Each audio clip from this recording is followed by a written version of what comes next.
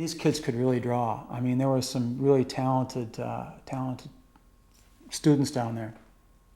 And when I saw how well they could draw, I was greatly intimidated by it. I thought, well, you know, I don't belong here. I'm not really an artist. I just got in here by mistake, and maybe I shouldn't stay. But then I had a 3D class, which is studying the rudimentary materials and approaches to making sculpture, three-dimensional design. And that drew on skills that I had in abundance from being a model maker, from being able to make model boats and cars and trains.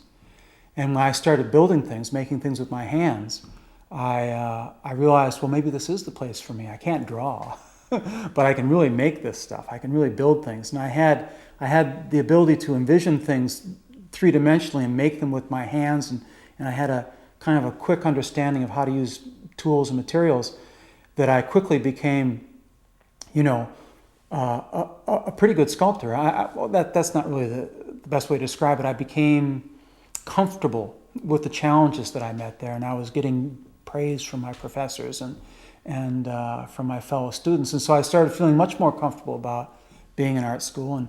And so I stayed there. I stayed at University of Michigan for 5 years, just studying sculpture at the exclusion of everything else because of those early experiences I'd had as a draftsman, as a drawer. The only thing I drew when I was in college, and this would include graduate school, the 2 years after that, the only thing that I drew were images of the sculptures that I would make. And I did that so that I would have a way of determining how much bronze I would need, how much clay I would need, how much wood I would need, and I would sketch these things out. But I never actually drew pictures in the sense that we use that word to describe illustrations. I never made a picture of